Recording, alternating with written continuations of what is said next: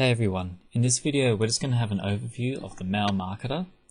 So this is the compose screen where we can write our email and obviously choose who it's coming from and input our details. So you'll notice that there are 4 fields up here, and the first one is the from name.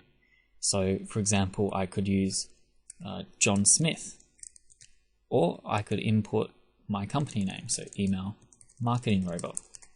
Or what I actually can do, and this works for every single field, is I can use something called Spintax, which looks like this.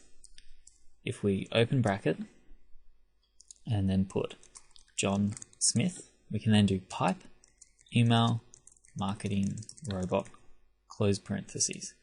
So as you can see, this is 2 different variations, and what happens is the software chooses one available option between the pipes. So this way you can write multiple different messages in the one email, and that way it can come off to everyone a bit differently. So subject line, we could put check out this great software, and then I could put Spintax again and do application and pipe. So that would choose one of these 2 variations. Now over on these 2 fields is the reply to and the from email. Basically, when you send an email, you can actually specify if you want someone to respond to that email, where it goes to. And this doesn't have to be the email you're sending from. So we could just put subscribers@emarketingrobot.com, and we can do the same from the from field. Now there are also 2 checkboxes on this side, and basically what they do is they allow you to auto-detect what email you want it to be replying from, or the reply to. So if in the SMTP and account section up here, if you're using multiple accounts, you can have these 2 ticked so that it always specifies the correct one. Okay. Down here is where we have the field where we can write our message body, and it'll just look something like this. Hello everyone, check out this great software by visiting the website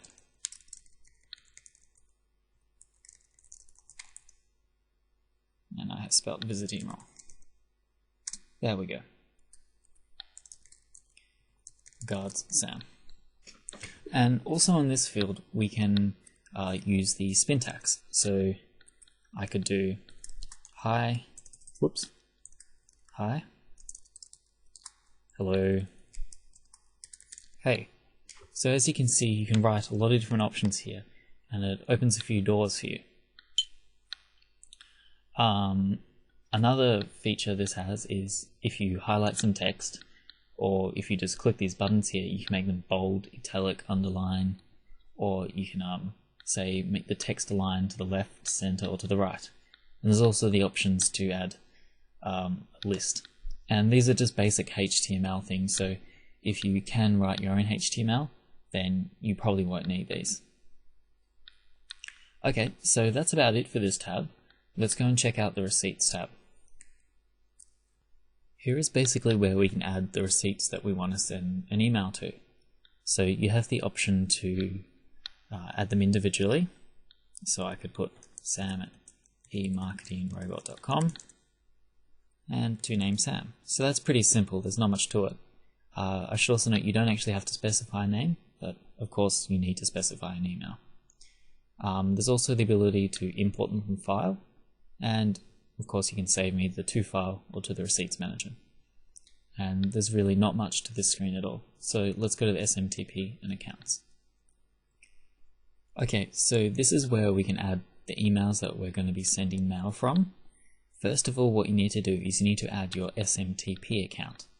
So for example, if you're sending from Gmail, you would probably write smtp.gmail.com. You'd use port 465, and you would choose SSL for your authentication. So we can click Add. Next, what you would do is you would add the email address that corresponds with that. So go to emarketingrobot@gmail.com and the password, snazzypass123. Now, what you really have to do is you have to make sure that you have the correct SMTP ID selected here. So this number here corresponds with the ID up here. In this case, we only have one SMTP account, so you can't really go wrong there. So for example, if I also wanted to send from emarketingrobot.com, I'll put mail.emarketingrobot.com. I'd use port 25, and I wouldn't use any authentication. Then what we would do is we would add subscribers at emarketingrobot.com, and I would make sure that SMTP ID number 2 is selected. And then we just click add account. So it's pretty straightforward, and the only thing you have to really make sure is that you get your SMTP settings correct up here. So if you're not sure, you can always check out the FAQ in the welcome screen, and I have a list of a lot of the common details for public mail services. Okay, let's move on to send mail. So up here we have some information about what we currently have added in the mail marketer. In this case we have one receipt, emails per account. This is how many emails will be sent out per account that you have added, the amount of proxies, and the amount of counts that you have. So that's about it for there. Down here we have the thread settings, and right here under delay, this is where we can set a delay for our mail marketer. So after 60 seconds, pause for 15 seconds. So we can change this depending on our needs and what you're trying to get out of this software. Now just over to the right we have an interval. So delay between each mail is 15 seconds. So if you're running a lot of threads, you might want to ramp this up a bit, and if you're not running many threads, then you may want to keep this kind of low. Okay, below that is the proxy settings, and we have maximum proxy connect attempts before moving from the proxy pool. So this means that if a proxy attempts to connect to the SMTP and it fails more than twice, it will be removed from the so-called good list and put into a bad list, and it won't be used again by the mail marketer for this run.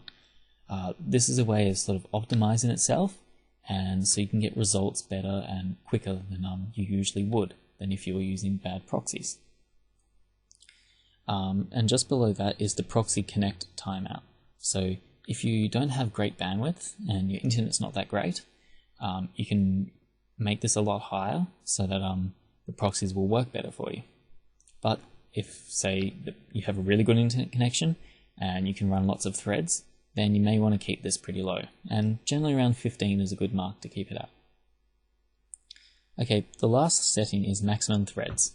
Now this really depends on how many emails you're going to send out, and I suggest probably at the start, if you're only sending to say like 500 subscribers, maybe just keep it at about 15 or 20 threads. And generally after you've sort of played around for a while, you sort of get a feel for what your bandwidth can do and how great your computer is. So I always say less is better, because that way you're more likely to get a higher success rate.